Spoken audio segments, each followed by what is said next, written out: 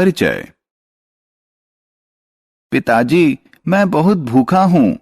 क्या फ्रिज में कुछ फल रखा है?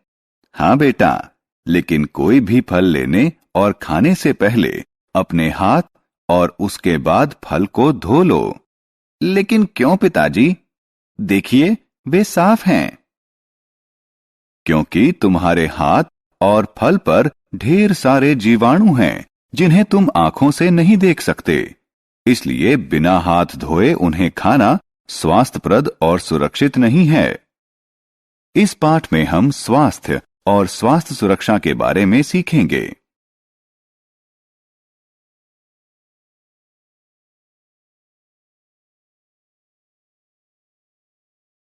आओ सीखें। अपनी ज्ञानेंद्रियों को स्वच्छ रखना। शरीर के अन्य अंगों का कैसे ध्यान रखें, इसका वर्णन करना। व्यायाम और शारीरिक मुद्रा का महत्व समझना। विद्यालय स्वास्थ्य क्लब को जानना। ज्ञानेंद्रियां। प्यारे दोस्तों, मैं आपका दोस्त सैम। आइए सबसे पहले हम यह याद करें कि हमारे शरीर में कौन सी ज्ञानेंद्रियां होती हैं। हमारे शरीर में 5 ज्ञानेंद्रियां आंख, कान, नाक, जीभ और त्वचा मौजूद हैं। वास्तव में हम अपनी ज्ञानेंद्रियों की सहायता से हमारे बाह्य संसार से संवाद करते हैं। इसलिए इनका ध्यान रखना बहुत जरूरी है।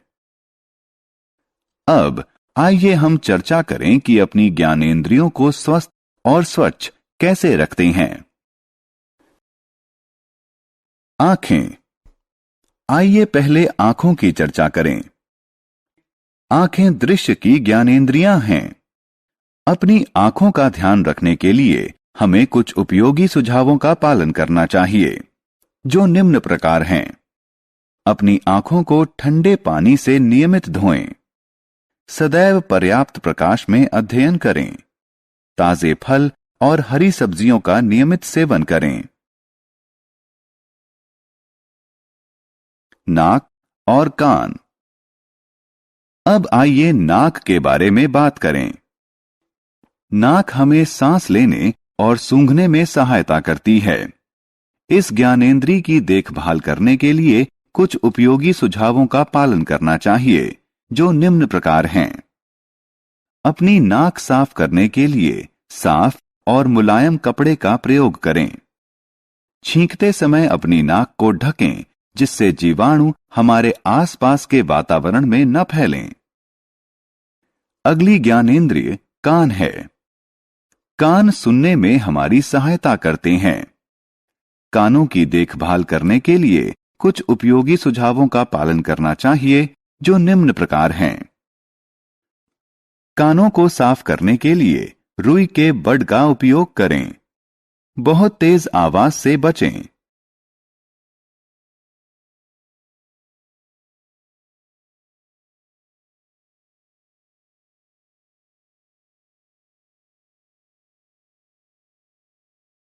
जीभ और त्वचा।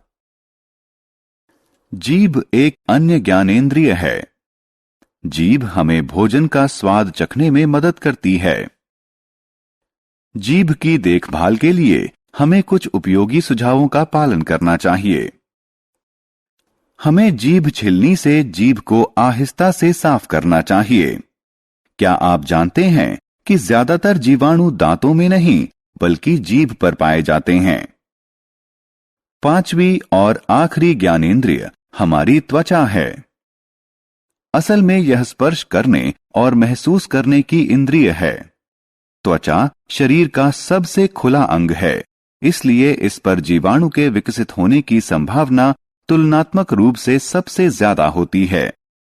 अपनी त्वचा की देखभाल करने के लिए हमें कुछ उपयोगी सुझावों का पालन करना चाहिए, जैसे कि प्रतिदिन स्नान करें, प्रतिदिन कपड़े बदलें, घावों को पूरी तरह से साफ करें और उन पर दवाई तत्काल लगाई जानी चाहिए। अपनी त्वचा को स्वस्थ और चमकदार रखने के लिए संतुलित आहार लें और विभिन्न प्रकार के मौसमी फलों का सेवन करें। मुंह और दांत। अब आइए हम इस पाठ के अगले विषय पर चलें। यह विषय है अन्य अंगों की सफाई। आइए सबसे पहले मुंह की सफाई के बारे में बात करें। एक स्वस्थ मुंह के लिए प्रतिदिन मंजन करना, जीभ साफ करना, मसूड़ों की मालिश करना और कुल्ला करने की आवश्यकता होती है। आइए अब दांतों की सफाई के बारे में बातें करें। दांत हमें भोजन को चबाने और पीसने में सहायता करते हैं। दांतों को स्वस्थ और मजबूत रखने के लिए हमें अपने दांतों पर दिन में 2 बार मंजन करना चाहिए। एक बार सुबह उठने के बाद और दोबारा रात को सोने से पहले। बाल। आइए अब बालों को साफ रखने के उपायों की चर्चा करें। क्या आप जानते हैं कि बाल जीवाणुओं को आपके शरीर से दूर रखते हैं? पसीना और तेल बाल को गंदा कर देते हैं। इसलिए अपने बालों को स्वच्छ और स्वस्थ रखने के लिए आपको निम्न उपायों का पालन करना चाहिए, जैसे एक सौम्य क्लींजर या शैम्पू से बालों को नियमित धोएं। सिर पर तेल की अच्छे से मालिश करें।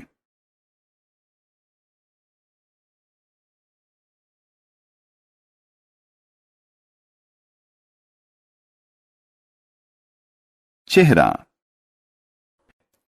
हम जानते हैं कि चेहरा हमारे शरीर का वह अंग है जो अधिकतम ज्ञानेंद्रियों को वहन करता है। इसलिए इसे साफ रखने के लिए हमें कुछ आवश्यक उपायों पर अमल करना चाहिए, जैसे सभी प्रकार के धूल, गंदगी और जीवाणुओं को साफ करने के लिए चेहरे को प्रतिदिन कम से कम 2 बार धोएं। चेहरे को स्वस्थ और ताजा रखने के लिए नमी प्रदान करने वाली कोई क्रीम लगाएं।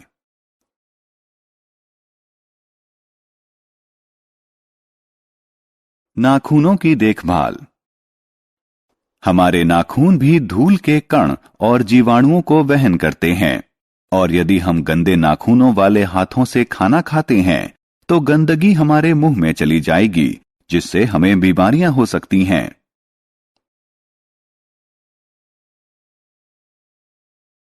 पैरों की देखभाल। संक्रमण से बचने के लिए हमें कुछ कदम उठाने चाहिए, जैसे नहाते वक्त अपने पैरों और पंजों को अच्छे से धोएं। उन्हें अच्छी तरह सुखा लें, खासतौर पर पैर की उंगलियों के बीच की जगह को। बाहर से आने के बाद अपने पैर और पंजे अच्छी तरह धोएं। व्यायाम। यदि हम स्वस्थ और दुरुस्त रहना चाहते हैं तो हमें नियमित व्यायाम करना चाहिए, क्योंकि व्यायाम करने से आप ऊर्जावान रहते हैं, आपके शरीर का वजन सही रहता है, शारीरिक और मानसिक रूप से दुरुस्त रहते हैं।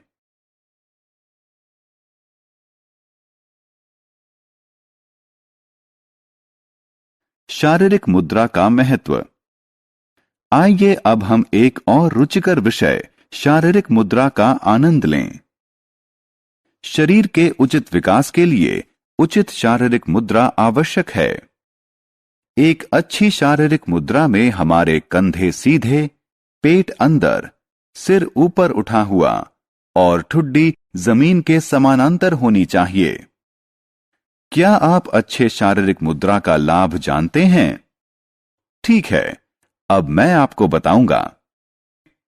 यदि आपकी शारीरिक मुद्रा अच्छी है तो सांस लेना आसान होगा, रक्त संचरण और आहार पाचन सुधरेगा, नसें और जोड़ मजबूत होंगे, आपकी आवाज साफ होगी।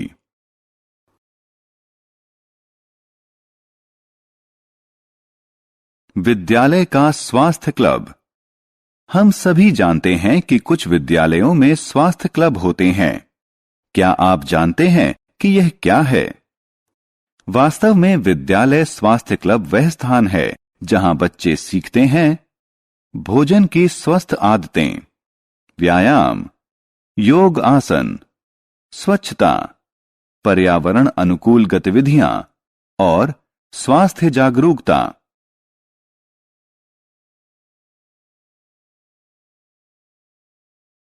हमने क्या चर्चा की?